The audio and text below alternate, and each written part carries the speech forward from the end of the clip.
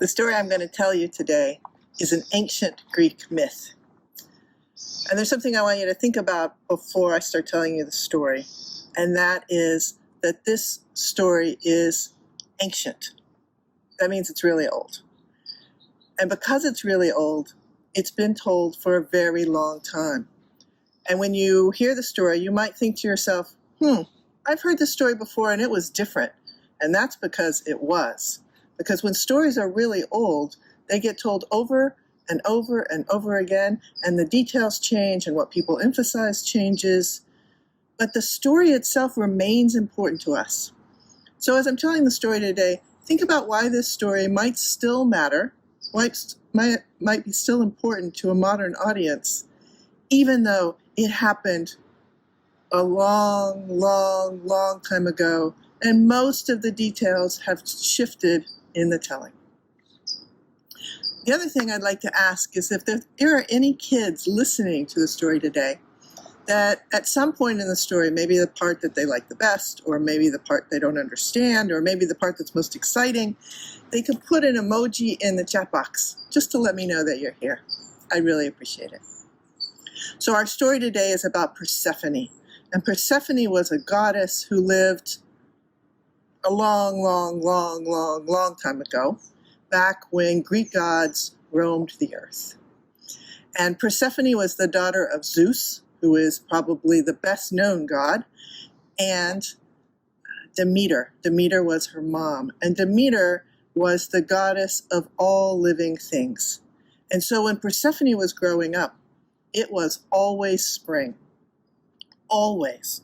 There were always lemons on the trees. You could always get a kiwi or an avocado or an apple or a tomato, even a pomegranate. Keep the pomegranate in mind. It's going to be important later in the story. So it was always spring, it was always beautiful, and Persephone herself was also lovely, and she was kind, and she was gentle, and she was thoughtful, and all of these qualities meant that a god named Hades noticed her. Now, Hades was the god of the underworld. He lived underground in the place where Greeks thought people went when they died, and he was the ruler of that whole area. But he became enchanted with Persephone. And he decided that he wanted to marry her. Now, here's where the story really diverges. Many people, when they tell this story, say that Hades came up from the underground and he grabbed Persephone and took her to the underworld. And other people tell the story as if Hades came up, talked to Persephone, and Persephone went willingly. For the sake of our story, let's say it's a little of both. And Persephone went down to the underworld to see what was going on. It's not something she had ever experienced before. And so Hades and Persephone disappeared. Well, Demeter came back later, and she couldn't find her beloved daughter. And Demeter was so upset. And she cried, and she cried, and she wailed. And as she cried, the earth around her began to grieve with her, and the trees began to lose their leaves, and the fruit began to fall to the ground, and everything began to die. And Demeter was just so upset that this kept happening, and it kept happening, and the world grew grayer and grimmer and sadder. And Zeus, remember the dad, who's in charge supposedly of everything, he thought, this can't continue because we gods only exist because people worship us. And if the people disappear, we will disappear.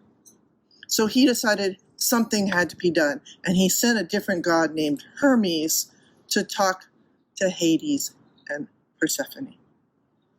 So Hermes went down into the underworld and he said, Hades, you don't know what it's like up there. You have to let Persephone go.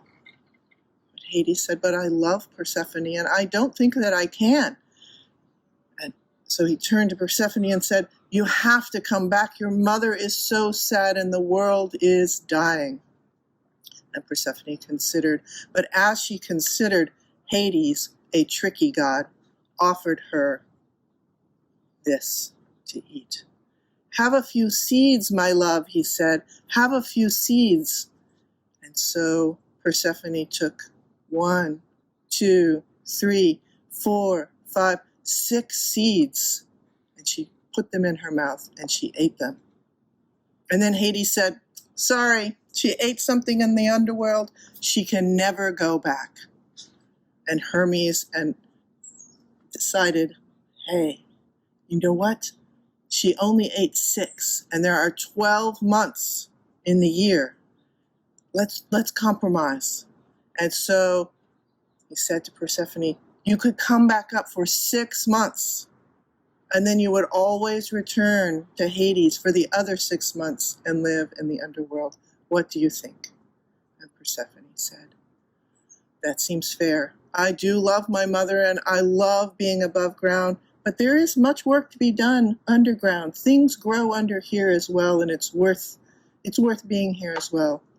So after 6 months in the underworld, Persephone went back and greeted her mother with an enormous, blossoming, blooming hug. And then suddenly the tomatoes and the peppers and the avocados and the lemons and all of the fruits and vegetables began to return, and the world became green and lush again for 6 months, until Persephone went back down again, and the world grew gray and grim once again.